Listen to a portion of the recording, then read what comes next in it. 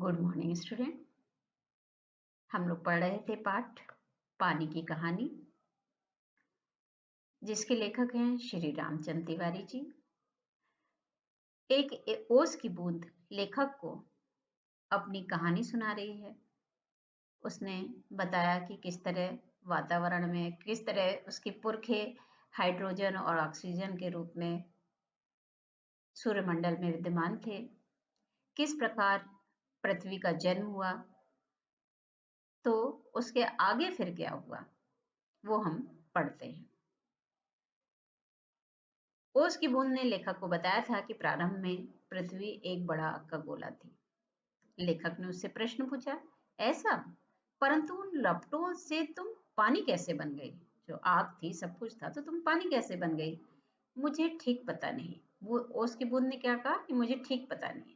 हाँ, ये सही है कि हमारा ग्रह ठंडा होता चला गया, और मुझे याद है कि अरबों वर्ष पहले मैं हाइड्रोजन और ओसजन की रासायनिक क्रिया के कारण उत्पन्न हुई हूँ।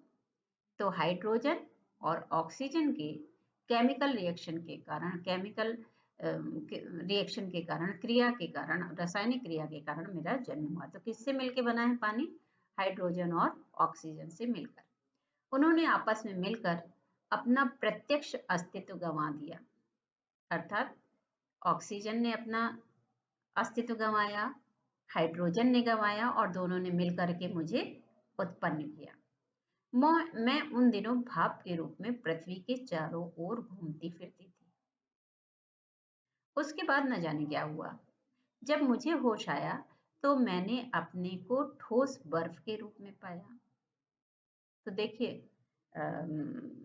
भाप की बात हो गई, ओस की बात हो गई, और अब तीसरा रूप क्या दिखाया उसने कि मैंने जब अपने होश में जब मैं आई तो मैंने अपने को किस रूप में पाया? ठोस बर्फ के रूप में पाया। मेरा शरीर पहले भाप रूप में था, अब वह अत्यंत छोटा हो गया था।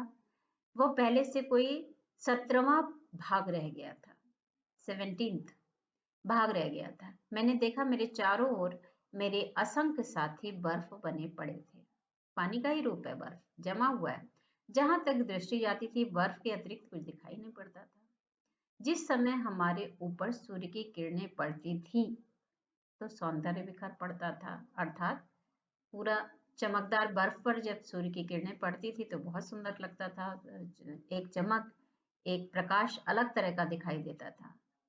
हमारे कितने साथी ऐसे भी थे जो बड़ी उत्सुकता से आंधी में ऊंचा उड़ने, उछलने कूदने के लिए कमर कसे तैयार थे। तो बाकी लोग और पानी की बूंदें क्या थी, सोच रही थी आंधी तूफान आएगा तो उसी में मैं ऊंचे ऊंचे उछलूंगी, खेलूंगी, कूदूंगी और उड़ जाऊंगी। बड़े आनंद का समय रहा होगा वहां, बड़े आनंद का। कितने दिनों तक? कई लाख वर्षों तक। एक दो दिन की कहानी नहीं है, ये लाखों वर्षों की कहानी है पानी की। कई लाख? हाँ, चौंको नहीं। मेरे जीवन में 100-200 वर्ष दाल में नमक के समान भी नहीं है, अर्थात उनका कोई महत्व ही नहीं 100-200 वर्षों का। हम तो लाखों वर्षों की बात कहानी सुना रहे हैं आपको। मैंने ऐसे दीर्घ जीवी से वार्तालाप करते जान अपने को धन्य माना। लेखक ने कहा कि इतना लंबा जीवन जीने वाले से मेरी बातचीत हो रही थी, इसलिए मैंने अपने को धन्य माना, और ओस की बूंद के प्रति मेरे मन में श्रद्धा, सम्मान, मान सम्मान बढ़ चला। हम शांति से बैठे एक दिन हवा से खेलने की कहानियां सुन रहे थे कि अचानक ऐसा महसूस हुआ कि मानो हम सरक रहे हैं, खिसक रहे हैं। बूंद बता रही है। सबके मुंह पर हवाइयां उड़ने लगी। अब क्या होगा? इतने दिन आनंद से काटने के पश्चात अब सुख दुख सहन करने का साहस हम में नहीं था। इतने दिन उन्होंने खूब एंजॉय किया, खूब मस्ती करी, बर्फ के रूप में रहे, और फिर क्या हुआ कि इन्हें कुछ लगा कि अब हमसे कष्ट सहन नहीं होगा। लेकिन हो क्या रहा था, इनके जीवन में परिवर्तन क्या आ रहा था? बहुत पता लगाने पर हमें ज्ञात हुआ कि हमारे भार से ही हमारे नीचे वाले भाई दबकर पानी हो गए। जो नीचे की बर्फ थी वो किस में बदल गई? पानी में बदल गई। उसका शरीर ठोसपन को छोड़ चुका था। जब पानी बर्फ के रूप में होता है तो ठोस हो जाता है, लेकिन ऊपर के पानी के दबाव के कारण नीचे का पानी का बर्फ गल चुकी थी, उसका ठोसपन समाप्त हो चुका था और उनके तरल शरीर पर हम गीले शरीर पर हम फिसल चले थे। मैं कई मास समुद्र में, अब बूंद ने क्या वर्णन किया है कि कई महीनों तक मैं समुद्र में इधर उधर घूमती रही, समुद्र में घूमती रही बूंद। फिर क्या हुआ, एक दिन गर्म धारा से भेंट हो गई। धारा के जलते अस्तित्व को ठंडक पहुंचाने के लिए हमने उसकी गर्मी सोखनी शुरू कर दी और इसके फलस्वरूप में पिघल गई और पानी बनकर समुद्र में मिल गई।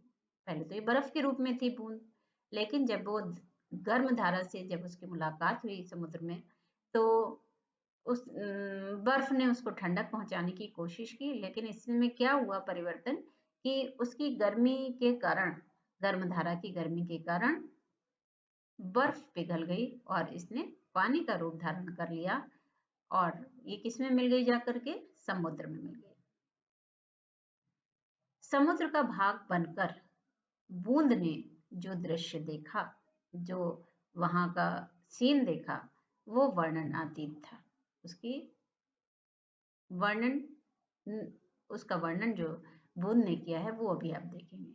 मैं अभी तक समझती थी कि समुद्र में केवल मेरे बंधु बांधवों का ही राज है, मेरे बंधु बांधवों का अर्थात समुद्र में केवल पानी ही पानी है। परंतु अब ज्ञात हुआ कि समुद्र में चहल पहल वास्तव में दूसरे ही जीवों की है।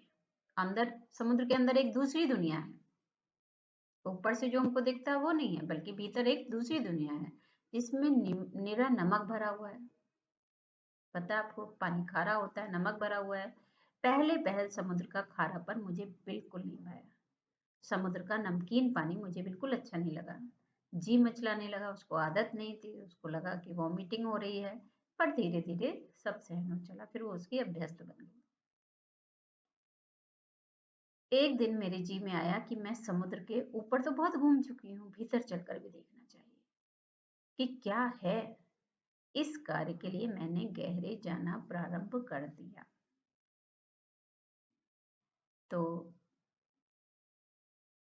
आपने पानी की कहानी के तीसरे वीडियो में जाना कि किस तरह समुद्र की ओस की बूंद के रूप में परिवर्तन आया, वो भाप बनी, बर्फ बनी, उसके बाद वो तरल पानी में परिवर्तित हुई, उसके बाद वो समुद्र में मिली जा करके, और समुद्र का खारापन पहले शुरू में तो उसको अच्छा नहीं लगा, लेकिन बाद में वो उसकी अभ्यस्त हो गई और उसने सोचा कि केवल ऊपर ही ऊपर नहीं रहना चाहिए हमको, बल्कि हमको क्या करना चाहिए, समुद्र के भीतर जा करके भी देखना चाहिए कि वहां पर क्या स्थिति है, क्या केवल मेरे बंधु बांधव ही है, अर्थात केवल जल ही है, या और कुछ भी है।